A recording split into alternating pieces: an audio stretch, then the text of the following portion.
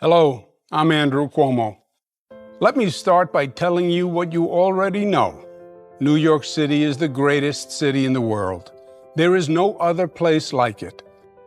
And as in life, we have had times when we are at our shining best. And there are times when we struggle and endure great hardship. But we also know that we can handle a crisis, because we have. We recently did it together through COVID. And we know that the first step towards solving a problem is having the strength, having the courage to recognize it. And we know that today our New York City is in trouble. You feel it when you walk down the street and try not to make eye contact with a mentally ill homeless person, or when the anxiety rises up in your chest as you're walking down into the subway. You see it in the empty storefronts, the graffiti, the grime, the migrant influx, the random violence. The city just feels threatening, out of control, and in crisis. These conditions exist not as an act of God, but rather as an act of our political leaders. Or more precisely, the lack of intelligent action by many of our political leaders. But New Yorkers know the simple answer of what to do when there's a crisis in leadership. You lead, you act, you do. I had the honor to serve the public in every level of government. In my 20s, with my father when he was governor, with Mayor David Dinkins on homelessness, with President Bill Clinton as Secretary of Housing and Urban Development, where we worked with cities all across the nation, and as New York State Attorney General, and as your governor. I know government can make a positive difference, because we did. Was it easy? No. But together we achieved historic, progressive accomplishments. We did things they said couldn't be done. We changed lives by setting the highest minimum wage in the nation, a 66% increase. We saved lives by enacting the toughest gun violence protection laws in America. We created new families by leading the nation in passing marriage equality, which established a new civil right for the LGBTQ community and set a new standard for the country. We created the best paid family leave program, enshrined Roe v. Wade into state law 3 years before Trump's Supreme Court ended a woman's right to control her own body, enacted the most aggressive green economy program in the country, and highest minority business participation. We showed that government can actually work and get things done, big, hard, important things, and get them done well. A new LaGuardia Airport that went from the worst in the country to the best, the beautiful new Moynihan train station, a new 2nd Avenue subway line, a new Kosciuszko Bridge, and the largest infrastructure project in the nation, done on time and on budget, the Mario M. Cuomo Bridge. And on top of it all, we faced COVID, which was an historic life and death challenge. And we had it first and worst, with no warning. We were on our own, and we were pushed to our limits. But we got through it together, and we led the nation. We didn't do these things because they were easy. They weren't. They were hard, but they were necessary. And today, it is necessary to launch a bold action plan to turn New York City around, to save our city. We now walk down the street passing homeless people living in garbage, and it's become so commonplace that we have become conditioned to think that it is okay, that there's nothing we can do about it. No. It's wrong. It is not advancing civil rights to abandon seriously mentally ill people to the street, allowing them to endanger themselves or others. We are better than that, and they deserve better than that. We must get them the professional help they need. That is the caring, the loving thing to do. That is what New Yorkers believe is the right thing to do. And that is what a competent, effective government must do. We must attack the crime problem. After politicians have been minimizing the need for police and cutting funding, we must acknowledge the simple truth that they are just plain wrong, deadly wrong. They set us back, and we must now return to actually fighting crime. Let's remember what Mayor David Dinkins did when he took office, and we had a crime problem. He hired 6,000 new police officers, a 40% increase in force, while today we have fewer cops for a larger city. We need more police and specialized units, and law enforcement must focus on the small number of recidivists who commit the large number of crimes. We must also restore a relationship of mutual trust and respect between the police and the community. The police have been devalued, and today people don't even want to apply to be police officers. That must change. And our subway system, it was a visionary achievement, demonstrating New York at its best. They began construction in 1900, and in just 4 years built a system that went from City Hall to 145th Street in Manhattan, with 28 stops, including Grand Central and Times Square. Remarkable, really. Government worked, and the subways were safe. But today, people stand with their backs against the walls, away from the tracks and away from each other, wary, on guard, afraid they might be the next victim, afraid of New York at its worst. Why? Because once again, government leadership has failed to perform a basic function: public safety.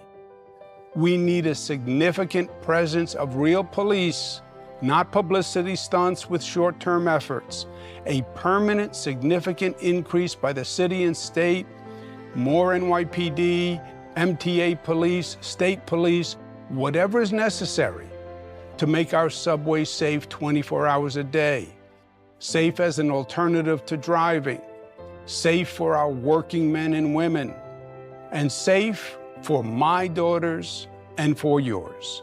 And we must bring order to the chaos of e-bikes on our streets and sidewalks. Pedestrians are getting needlessly hurt and even killed. It must end. We must stop talking and actually start building thousands of new affordable units and create thousands of good jobs in the process. Look around you. We know how to build. We built the greatest city on the planet.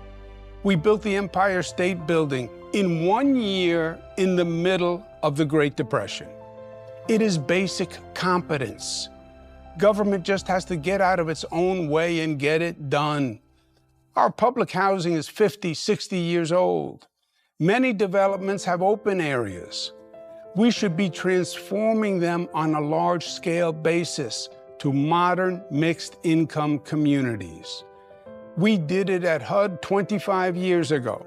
Cities across the country have done it. And we can too. It's long overdue. We must do more to advance social justice. And a top priority must be investing in training and jobs rather than jails. Many have said it. Now it's time to do it. We must provide economic alternatives for young minority men now turning to crime.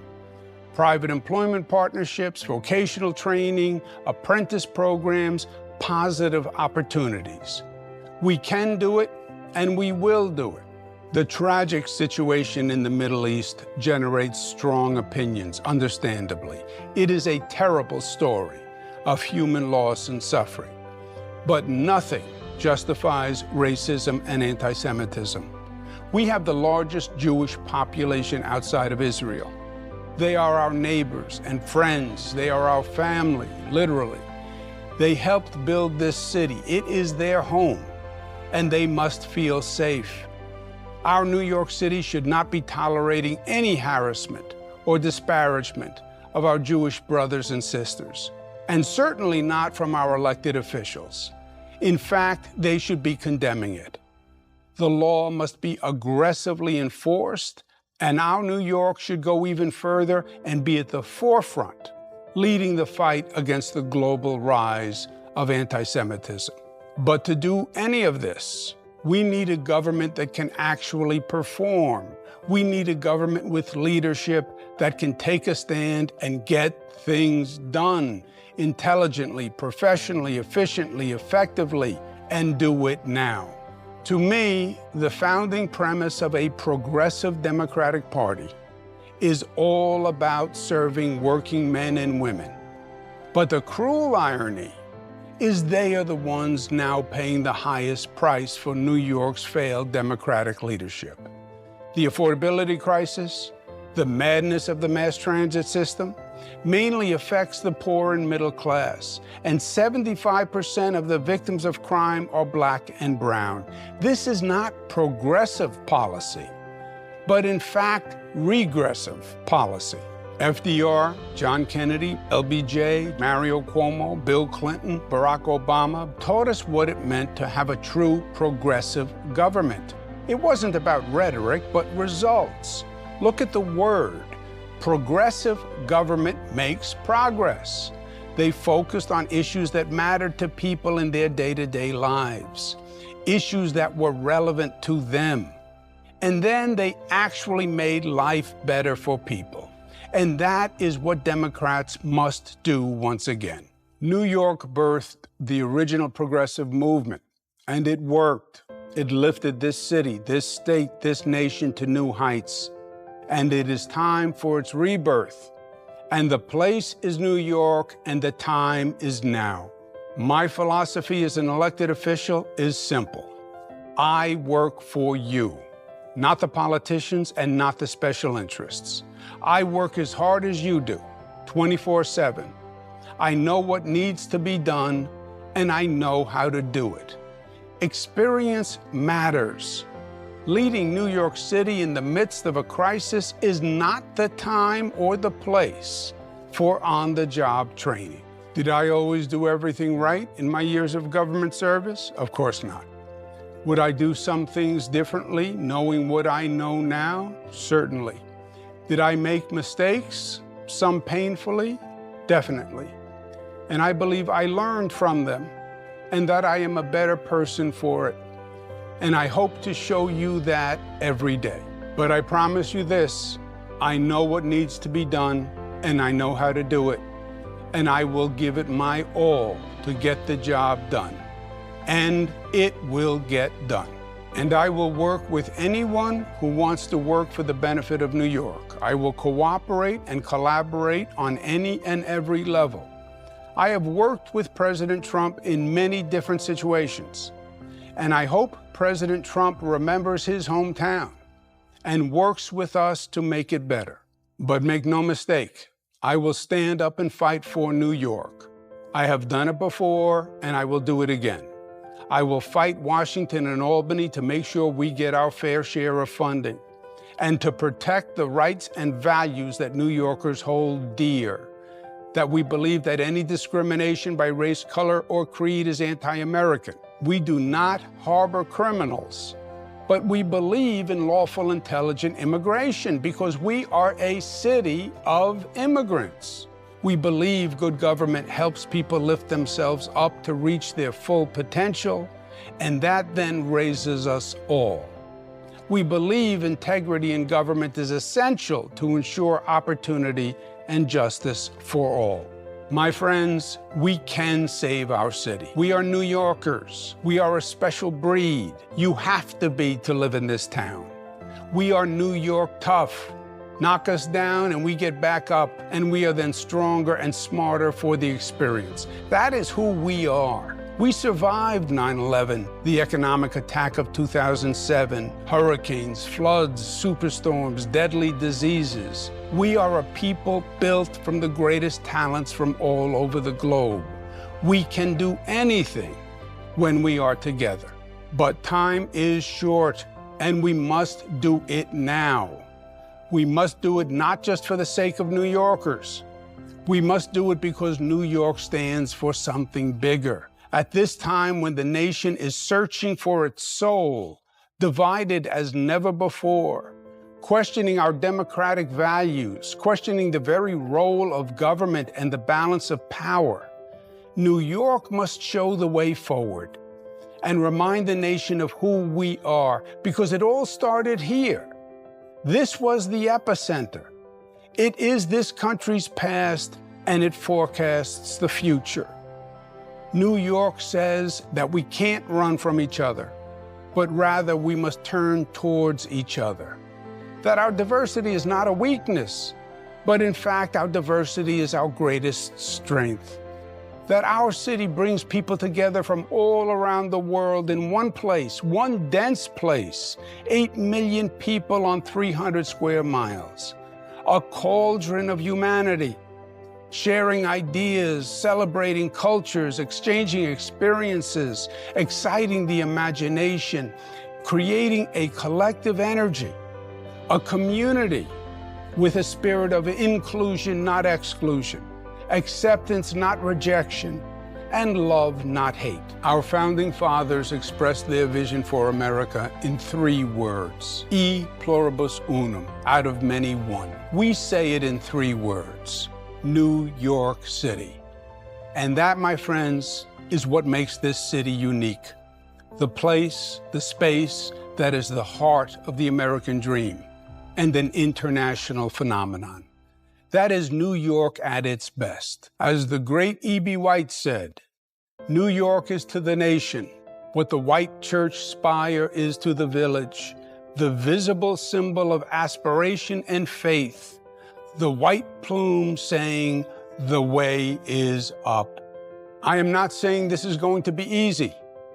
It won't be easy, but I know we can turn the city around. And I believe I can help. And that is why I announced my candidacy today for mayor of New York City. I am a lifelong New Yorker, and I love New York.